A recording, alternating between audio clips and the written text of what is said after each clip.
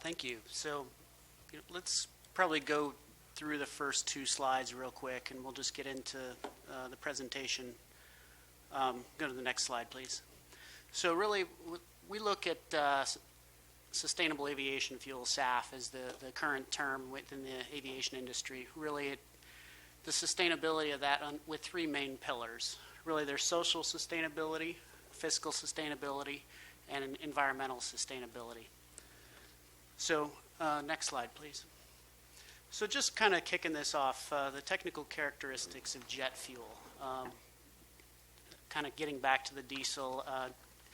Jet fuel is actually one cut within the diesel fraction, but mostly it's C12 to C14, which is 12 to 14 carbons long in the molecule. And it's got a couple of different components. The alkanes, which is really where you get your power out of your jet engine.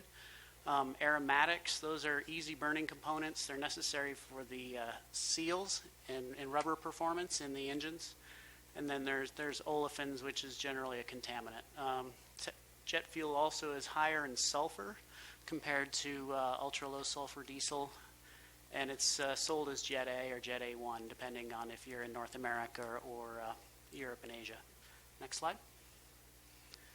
So sustainable aviation fuel is really, it's classified under ASTM 1655, or in India, it's IS 1571.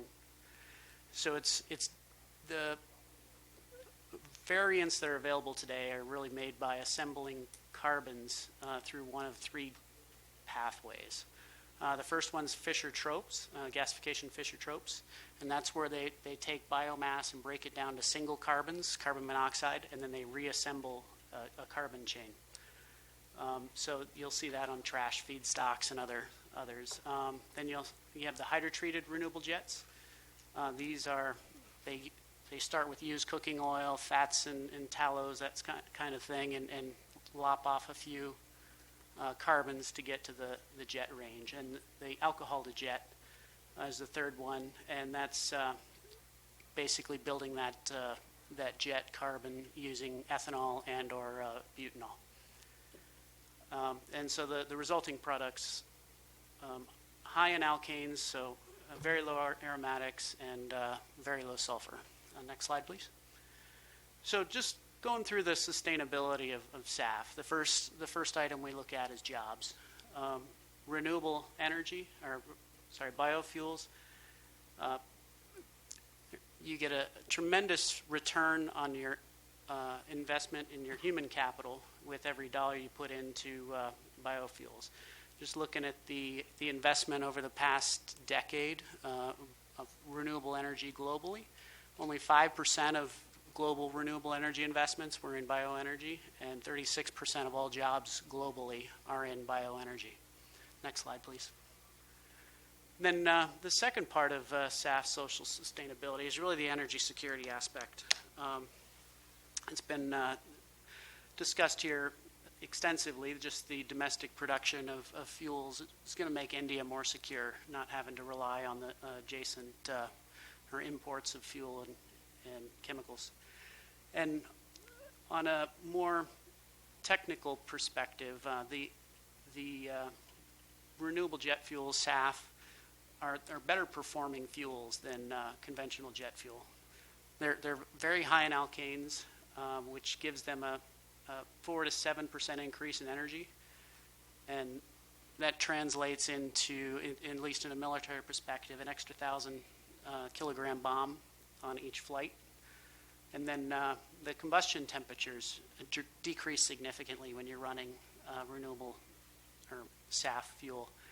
Now that has a major impact on the maintenance required on the engine, and some early work indicated that it might be able to even double the maintenance intervals on these engines. So the fighter jets get a lot more uptime. Next slide, please. Then turning to the fiscal sustainability of SAF, there's really a value stack that's built up now for the sustainable aviation fuels. There's a number of projects being built within the United States right now.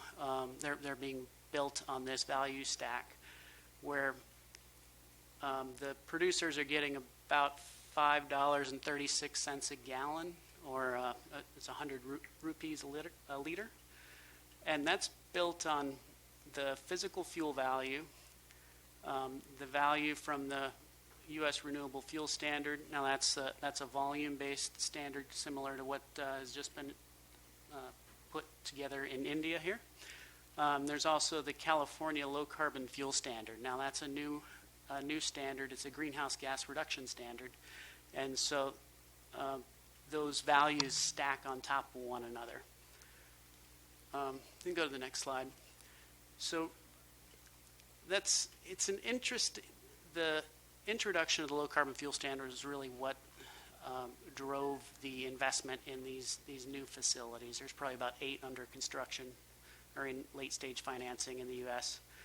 And now getting outside of California itself, the CORSIA program, the RED 2 programs, a number of different programs throughout the world that are focusing on greenhouse gases, they have the potential to really accelerate the development of these facilities by providing these big valuations on the fuel produced. Next slide, please. Finally, the environmental sustainability of SAF is based on 2 main pillars. One is the greenhouse gas reductions. Looking at a conventional jet fuel has got a carbon intensity of about 89 grams of CO2 equivalent produced for every megajoule of energy consumed, while SAF, the hydrotreated renewable jet, this is the Altair Fuels facility in Paramount, California. Their fuel actually comes out at 39 grams for CO2 equivalent. So you get 56% lower greenhouse gas emissions when you're using the renewable fuel. Next slide, please. Finally, soot and SOx. Basically, when you blend in the renewable fuel that has very little sulfur and no aromatics, you basically cut your soot in half and your SOx emissions in half. So, which can really drive your environmental performance. Next slide. It was kind of why India. To be successful with SAF, countries need biomass, labor, waste, refining, biofuel infrastructure, and supportive policy. So India's got most, if not all, of those components. Next slide. So in conclusion, really, the new policies to monetize greenhouse gas reductions are making SAF truly sustainable, fiscally, environmentally, and socially. They're available from global and Indian companies. India has all the components necessary to be successful in the aviation biofuels business. And market studies, technical diligence, feasibility, whatever you need, ICF's here to help. Thank you very much.